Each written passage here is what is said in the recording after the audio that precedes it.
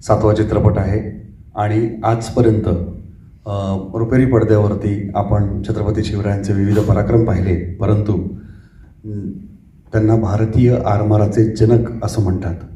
तर भारतीय आरमाराचे जनक छत्रपती शिवराय का होते हे सांगणारा हा चित्रपट आहे. या चित्रपटाचं नाव आणि ते नाव आपण मागच्या चित्रपटाच्या शेवटी पाहिलंच आहे, दर्या भवानी असं त्याचं नाव आहे. जसं सह्याद्रीची महाराष्ट्र भवानी ही छत्रपती शिवरायांना प्रसन्न होती, तसं समुद्रातली दर्या भवानीसुद्धा त्यांना प्रसन्न होती.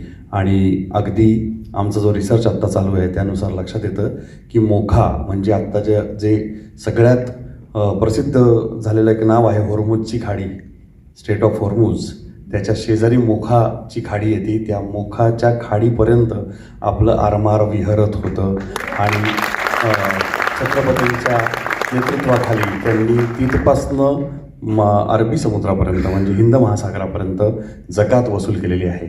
इतका मोठा पराक्रम आपल्याकडनं जरा दुर्लक्षित राहू नये आणि कुठेतरी त्याला चालना मिळावी त्याच्या रिसर्चला सुद्धा, याकरता म्हणून आपण या चित्रपटाचा घाट घातलेला आहे.